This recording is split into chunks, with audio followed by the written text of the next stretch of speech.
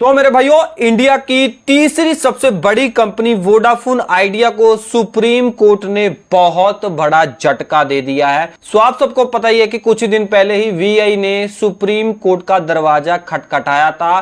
किस चीज को लेके कि भाई एजीआर बहुत ही ड्यू पड़े हुए हैं हमारे ऊपर, तो इसका निपटारा कीजिए। अब क्या है, वोडाफोन आइडिया ने जो सुप्रीम कोर्ट के अंदर अपनी याचिका यानी कि पटिशन दायर की थी, सुप्रीम कोर्ट ने उसको खारिज कर दिया है और कोई भी मदद ना करने के हुक्म दे दिए हैं। क्या हो जाता है इससे भाई जी, वोडाफोन आइडिया के ऊपर बहुत बड़ा खतरा मंडराना शुरू हो चुका है। क्योंकि पिछले दिनों के अंदर हमने देखा कि वोडाफोन आइडिया ने क्लियर स्टेटमेंट दे दिया था कि 2026 में फाइनेंशियल ईयर में हम हो सकता है कि सरवाइव ना कर सके और हमें वोडाफोन आइडिया को बंद करना पड़े।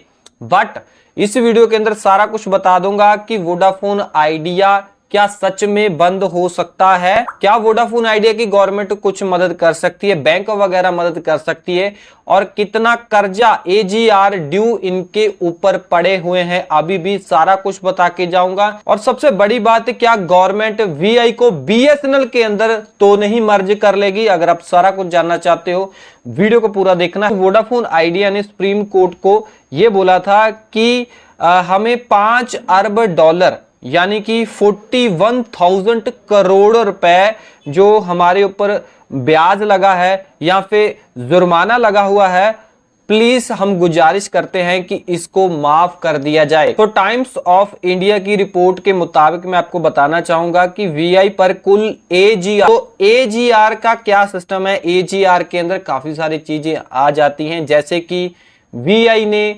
गवर्नमेंट से जो स्पेक्ट्रम लिया है, ठीक है, उसके पैसे ना देना, ठीक है, और काफी सारी चीजें और भी आती हैं जैसे लाइसेंस वगैरह, ठीक है, उसके पैसे ना देना, क्योंकि हर एक चीज है भाई उसकी एक्सपायरी डेट होती है, फिर उसको रीन्यू करवाना पड़ता है। और इतना नहीं है, पिछले कुछ सालों में मतलब कि गवर्नमेंट ने एक रूल बनाया था कि आप हमारा सिस्टम यूज कर, गवर्नमेंट बोल रही थी कि जो आप हमारा सिस्टम यूज कर रहे हैं उसका तो आपको पैसा देना ही देना है, प्लस आपको टैक्सेस भी देने हैं, लाइसेंस के भी पैसे देने हैं, प्लस आप जिस जिस जगह के ऊपर मतलब अपने टावर लगाए हैं, जो टावर से आपको बेनिफिट मिल रहे हैं, लोगों से बेनिफिट मिल रहे हैं, जो रिचार्ज करवा रहे हैं, उसका भी टैक्स हमको देना पड़ेगा। तो इन्होंने भाई टैक्स टुक्स नहीं दिए हैं। सारा कुछ एजीआर के अंदर काफी कुछ आ जाता है। सारा कुछ मिला मिलू के भाई जी इनके ऊपर लगभग 83,000 लगभग 83,400 करोड़ रुपए इनके ऊपर अब कर्जा हो चुका है। मतलब ये है, पहले इतना नहीं था। इनकी गलती की वजह से हुआ कि इन्होंने भारी भरकम स्पेक्ट्रम गवर्नमेंट से खरीदे, मतलब कि ज्यादा तकड़े स्पेक्ट्रम खरीदना ताकि वीआई के आसपास भी कोई कंपनी भटके ना, ठीक है जी, सरवाइव ना कर पाए।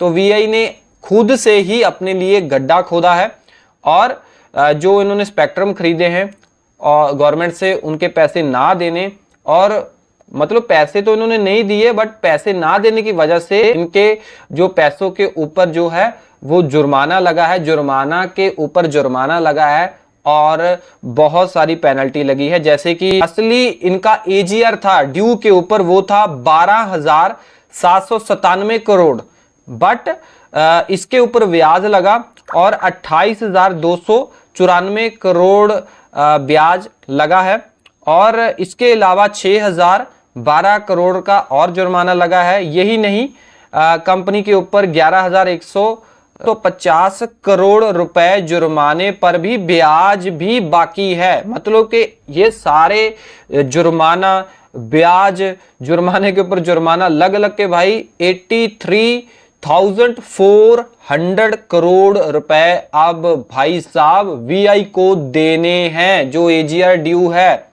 इसीलिए कंपनी बोल रही है सुप्रीम कोर्ट को कि आप 41,000 करोड़ रुपए का हमें रिलीफ दीजिए, जो बाकी बचेंगे हम फिर भी कोशिश करेंगे उनको देने की। बट अब क्या है, गवर्नमेंट भी नहीं मदद कर रही है, ना ही सुप्रीम कोर्ट मदद कर रही है, तो क्या हो सकता है? तो ऐसे में क्या है, आने वाले दिनों में देखो भाई कुछ भी हो सकता है। सो एक रिपोर्ट के मुताबिक बता रहा हूं कि ऐसे में सरकार चाहे तो बाकी हिस्सेदारी भी खरीद कर इसे पूरी तरह से सरकारी कंपनी बना सकती है।